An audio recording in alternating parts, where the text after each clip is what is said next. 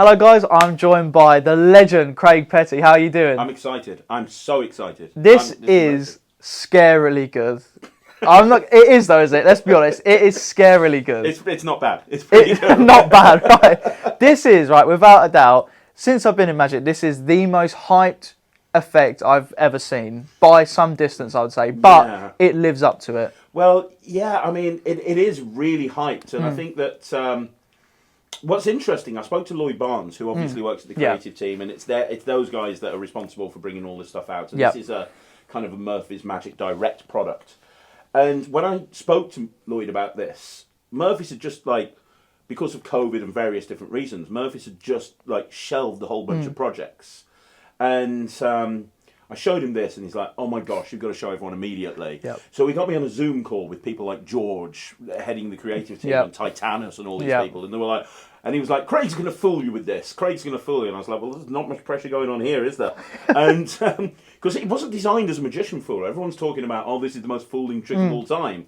It wasn't ever designed as a magician fooler. It was designed to be a trick, to perform, because that's where all of my tricks start. It just happens to fool magicians. And I performed it, and everybody at Murphy's just didn't have a clue. And immediately they were like, we got to fast track this. We need this out. And I've been blown away. I mean, the fact that they've hyped it so much. You're right. I've never seen a trick. I've never seen one that's been hyped to this level before, and it's almost kind of made me feel a bit uncomfortable because I've had so many people. People have said to me, "Oh, Craig rags on trailers all the time that don't show anything, and there's no substance to the trailer." And now he's doing the same thing, and I'm thinking, yes, I am. However, when the actual trailer comes out, you're going to see a full performance. You're going to see a full, unedited performance multiple times. So I kind of felt, okay, but it's coming soon. If you don't like the hype, just don't watch the teaser videos and then just watch the actual trailer, and you're going to get an idea of exactly what it is. But I mean, the trailer is fantastic. They've done such a good. I mean, you've done a great job, and everyone who was involved in the trailer has done such a good job because, like you said,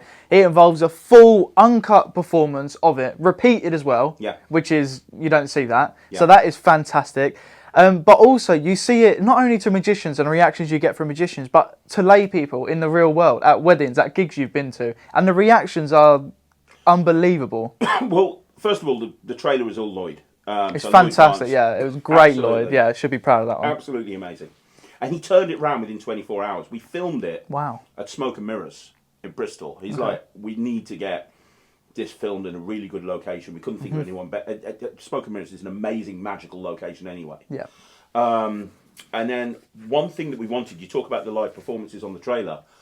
I insisted on multiple live performances. The project is 5 hours long for a trick that takes 10 minutes to learn. Yeah. And one of the reasons for that is there's an hour of live performances at every environment.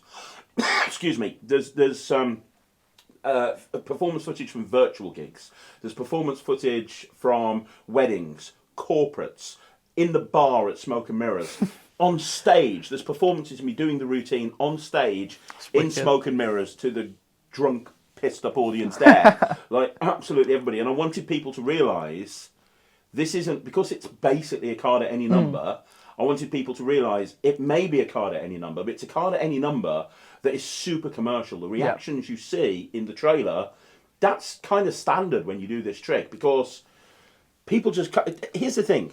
I love card at any number. It's my favourite plot in the whole world.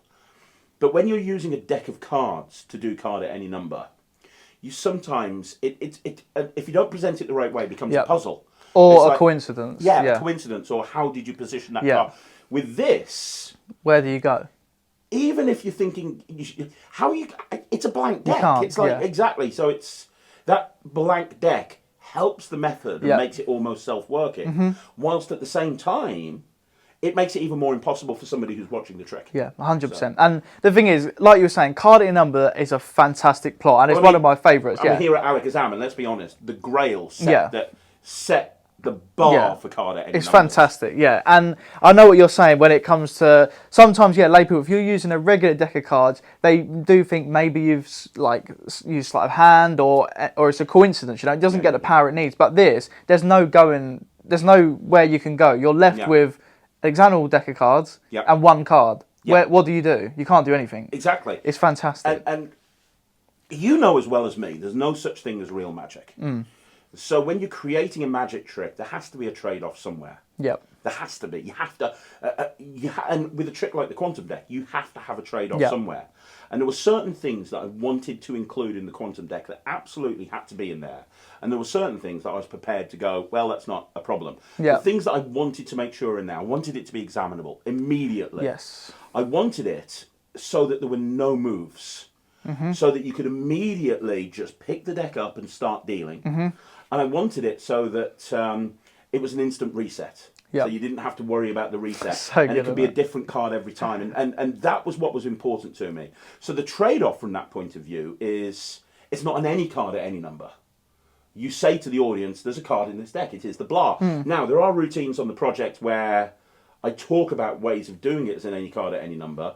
And a lot of the time when I'm performing it at a gig, I'll do it as an any card at any number. Yep. But it's not. There's sacrifices in order to do it that way. It's not as clean. The beautiful thing about the quantum deck is they can name any number. Yeah. And that's why it was called the quantum deck, because the card is in a quantum state. It could be any position in the So deck good. until they name the number. At that point, it settles in that thing.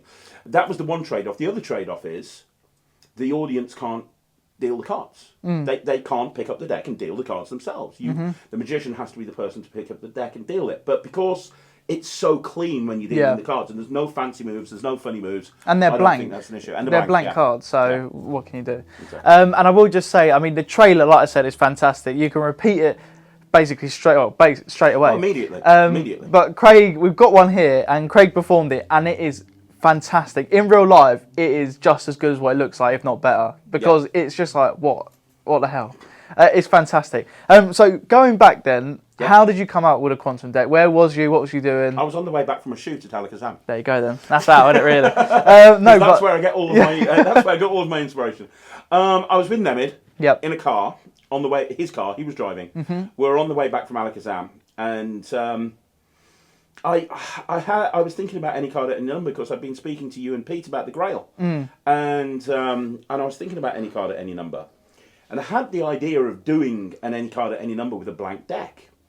And I was like, and Nemid will tell you if you speak to him, I almost turned into Rain Man in the car because I was trying to come up with equations. I was like, well, hang on, if I do this and this, would that work? And I was getting frustrated because I didn't even have a deck of cards and it was like the middle of the night. And I'm like, hang on. So I was pantomiming doing this and adding numbers and subtracting numbers. And this is after probably like 6 hours of filming as well, that was if not about more. 6 hours of filming. And when I get excited about something, I'm like, right, okay, I'll write it down. And then when I got back, I got a rudimentary method that kind of worked. And then it got fleshed out over time. And then, It's wicked. I mean, it just went straight into my act, and I've been doing it everywhere, at every opportunity, which is why, going back to the tutorial, there's performances at weddings, at corporate events. There's so much live performance, so that you can see it working in different situations. You don't need a table. You can even deal the cards onto the spectators' hands. It is great. Because the cards are examinable, you can just deal it onto their hands. It's great. Honestly, guys, it is phenomenal. Now, I know because I saw the trailer quite late compared to Dad, because I know you performed it to Dad, and Dad featured in some of the star of tealers. the trailer, Exactly, yeah. That's probably why it sold a few extra. Pretty face, there you go. But no, I know Dad loved it because he was talking to me non-stop. Honestly, this latest trick by Craig is fantastic, and he said he was fooled so badly by it, and as were loads of other magicians. Everyone you showed it to, really. There's one person, just to give him a shout out, that wasn't fooled. He was. And then he thought about it for 5 minutes and he came up with the method. And that's John Armstrong. Right. But if you're going to have one magician figure out how your trick works, John Armstrong, who's probably the greatest card magician of all time, I'll take that. I'm fine with that. That's good. But I mean, everyone loved it. I mean, you could see the reactions in the trailers. And it's very rare that you get a trick where Roddy McGee, his reaction was amazing. He didn't even want to know how it works, because when you're in magic for as long as he's been, and as long as a lot of people have been, you never get that feeling again of really being properly fooled. Very rarely do you get that. And it was like a kid. Especially when you just do it. Like, I could just pick up a quantum deck now and do it to you. Yeah. A lot of the time when you see stuff on Penn and Teller, it's like, oh, it fooled Penn and Teller. Yeah, but it was a full stage performance and there was like there's 6 people out back. Yeah. This is literally me sitting here with a deck of cards doing a card trick that's me, and it's not like card tricks have fooled me all the time, but they're long boring, pointless, Yeah. drawn out procedure that just is. It's fooled me because I've switched off halfway through. Yeah. Well, this is very direct. It's like name a number, deal. There's the card. so examine. good. You know, so It's brilliant, and it's the fact that it's right there. You know what I mean? When they deal through and you can just see it stand out because it's all blank. As soon as you see a bit of colour, you're like, no way. And that's it. What's really nice about it, when you watch it, and you've only seen it once, when you watch it a few times, let's say they say 25, this is what really messes people up. You start dealing it, and when you get to about 24, you can kind of see that there's something coming up, and you're like, no, it can't be. And the other thing is, and we discussed this in the tutorial, it doesn't have to be a card. Yeah. You can take a credit card and put it into the deck. And you can say, I've put a credit card in here, name a number. And the credit card will be at that position. You can put a piece of paper, you can put a post-it note, you can put a business card. You can put anything in that deck and it will be at that position. It's so, honestly, it's so clever. And there's 5 hours of tutorial. There you go. You know, I know we've worked with you on tons of projects and we know how much sort of time, effort and thought goes into everything. And this is obviously no different. Well, because I think it's that's a very polite way of saying I've amazing. got verbal diarrhea. But yeah, you can't shut him up. Basically. Yeah, it's because I review magic tricks and I get really frustrated when I see projects that are like 5 minutes long and it just pays lip service. So, and it scared some people saying 5 hours before 5 hours of tutorial. Oh my God, I can't sit through 5 hours of tutorial. Within 15 minutes of watching the download, you can learn this trick. Yeah. And then you're done with it. Which is amazing. Yeah. Because it's self-working. There's no moves. There's no moves at all. No moves. You just literally, you understand the principle. If you can add to 10, you can do the trick. And then you just do the trick. The other 4 hours, 45 minutes, is made up of different routines with the deck. Because Murphy's chose to market it as a card at any number. And I understand why. It's because it's works perfectly as a card at any number. However, it's capable of so much more. So, imagine, and this is one of the routines that I perform in my stage show, live performance, what you do on the project. Imagine having a quantum deck where you've got a celebrity written on every card. Yeah. And you come out and you say, I've got a deck of cards here. There's a celebrity written on every card. Name a number. We'll deal down to that and we'll look at the celebrity.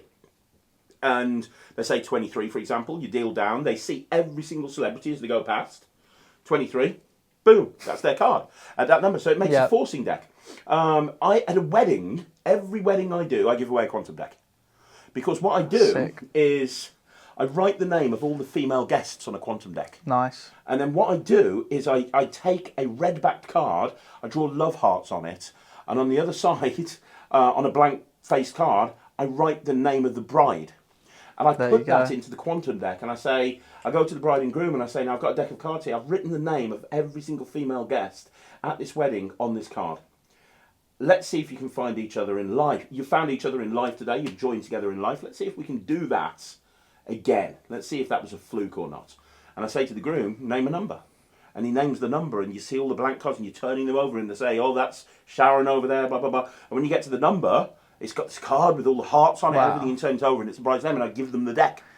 I'm going to do that without a shadow of a doubt. Yeah, that is an unbelievable routine. And my favourite routine on there is with a signed card. So how I actually use the quantum deck a lot in an actual gigging situation is I give the quantum deck to somebody at the beginning.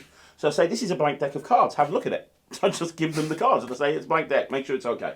So they look at those, and I've got another deck that I've been using to do my 75 phase ambitious card routine. And when I've done that and woken the audience up, I have them pick a card, they sign it, I have them put it back in the deck, and I say, you hold that in between your hands. Then I take this deck back, and I say, now you check that out, yeah? 52 cards. You're going to name a number in a minute from 1 to 52. Get it in your head, get ready. I'm going to make your card disappear and appear in this deck. Yep. Gone. Spread through the deck. They spread through the deck, and their card's gone. And then I say, what number are you thinking of? 20, whatever.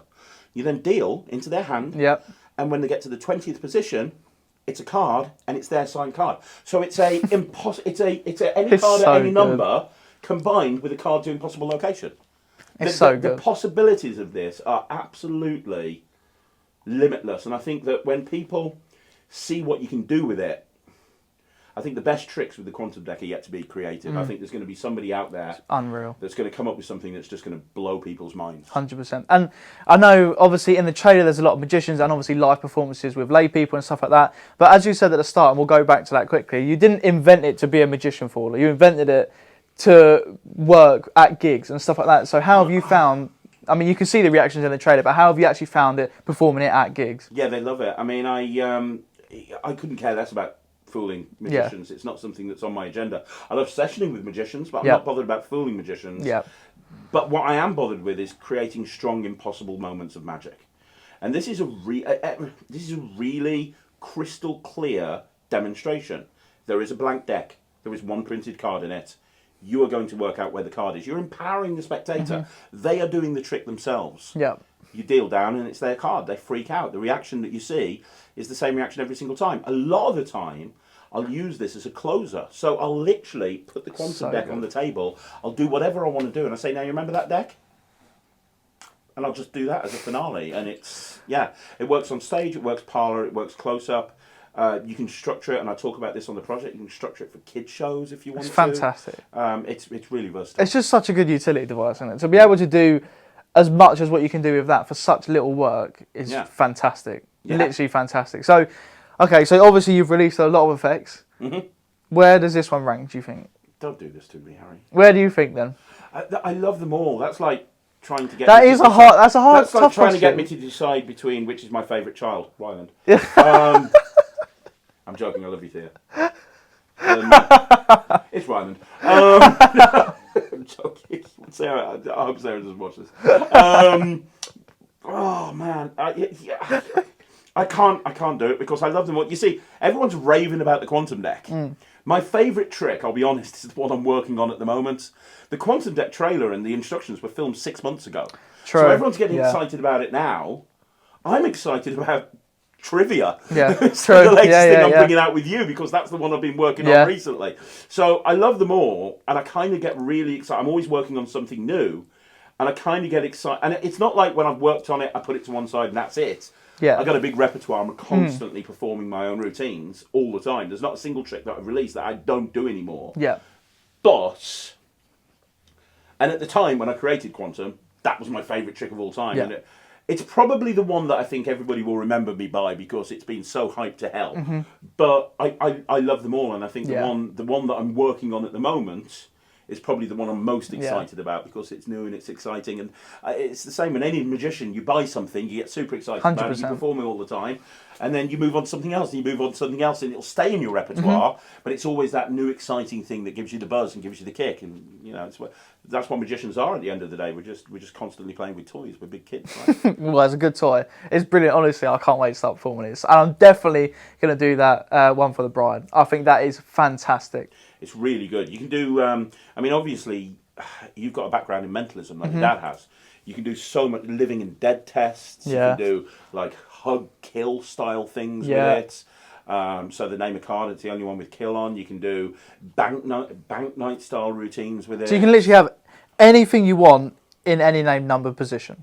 Yeah. It's literally, the possibilities are limitless. Yeah, it's insane, isn't it? Anything, at any position. And it's honestly, guys, when you see it in real life, if you bump into anyone that's got a quantum deck, well, you should own one yourself because it's so good. But honestly, it's at fingertips. Literally, there's nothing dodgy going on at all. It just looks like you just deal through the cards, and when you get to the number, it's there. Lovely. And so, just because it's at fingertips and stuff like that, how easy is it to perform? It's completely self-working. All you have to do, I mean, some of the routines that I've put on there, like the signed card thing involves some palming and stuff. But the actual routine that's on the trailer, which is, there's a blank deck, there's a card in there, name a number, deal, self-working, completely self. If you can deal through a pack of cards, you can do the trick. So good. And there's a tiny squidge amount of maths, but genuinely, it's not like a difficult thing. It's not even as difficult as the invisible deck. If you can count to 10, that is actually, you can do the trick.